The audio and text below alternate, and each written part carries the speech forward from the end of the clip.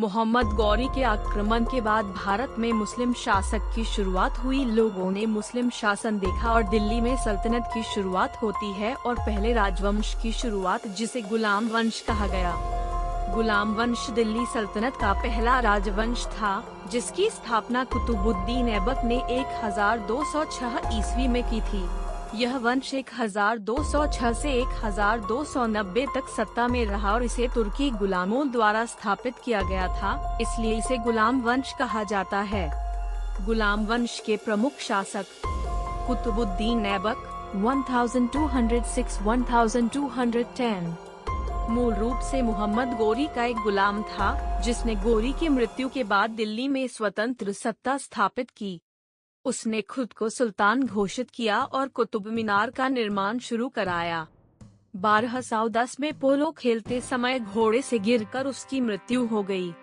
इल्तुतमिश 1211-1236 ऐबक की मृत्यु के बाद उसका दामाद इल्तुतमिश सुल्तान बना।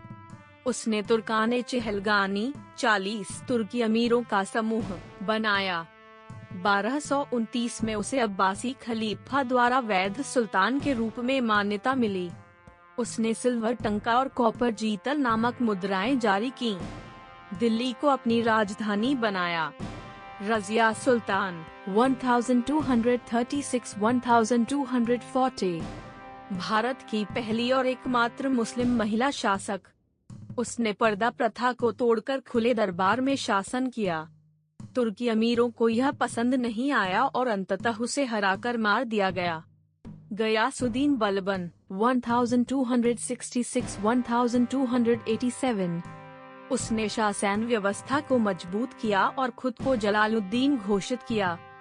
सिजदा, सुल्तान के सामने झुकना और पैबोसी, पैर चूमना जैसी परंपराओं को लागू किया।